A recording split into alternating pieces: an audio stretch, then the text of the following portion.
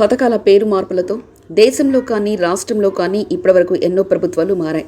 ఇకపోతే ఒక ప్రభుత్వం అధికారంలో ఉన్న సమయంలో ఒక పేరుతో ఒక పథకాన్ని అమలు చేయడం, ఆ పథకం గనక అద్భుతమైన స్థాయిలో సక్సెస్ సాధించినట్లయితే ఆ తర్వాత వచ్చే ప్రభుత్వం కూడా దాదాపుగా దాన్ని అమలు చేయాల్సి ఉంటుంది. అలాంటి సమయంలో మొదటి ప్రభుత్వం ఒక పేరుతో దాన్ని అమలు చేస్తే ఆ పేరును మార్చి మరొక పేరుతో అదే పథకాన్ని అమలు చేసిన సందర్భాలు అనేకం మన దేశంలో ఉన్నాయి. అలా అమలు చేసిన సందర్భాల్లో గతంలో ఉన్న ప్రభుత్వాలు మేం పెట్టిన పేరు ఎందుకు మార్చారని ప్రశ్నించిన సందర్భాలు అనేకం ఉన్నాయి. 2014 సంవత్సరంలో ప్రత్యేకంగా తెలంగాణ రాష్ట్రం ఏర్పడింది. ఇక 2014 సంవత్సరంలో జరిగిన అసెంబ్లీ ఎన్నికల్లో తెలంగాణ రాష్ట్రంలో టీఆర్ఎస్ పార్టీ అధికారంలోకి వచ్చింది. ఆ తర్వాత 2018 సంవత్సరంలో జరిగిన అసెంబ్లీ ఎన్నికల్లో కూడా టీఆర్ఎస్ పార్టీ అధికారంలోకి వచ్చింది. ఇకపోతే ఆ పార్టీ వారు రైతు బంధు పేరుతో ఒక పథకాన్ని ప్రారంభించారు. అందులో మొదటగా ఎకరానికి 2 విడతల్లో 8,000 రూపాయల రైతుకు ఆర్థిక సహాయం చేయనున్నట్లు ప్రభుత్వం ప్రకటించింది. అలాగే చేసింది కూడా. ఆ తర్వాత రైతుకు ఎకరానికి 8,000 సహాయం సరిపోవడం లేదని దాన్ని 10,000కు పెంచింది.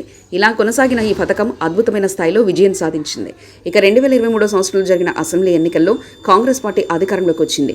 ఇకపోతే వీరు ఎకరానికి 15,000 చొప్పున రైతు బంధు పేరుతో కాకుండా రైతు భరోసా పేరుతో ఇవ్వనున్నట్లు ప్రకటించింది.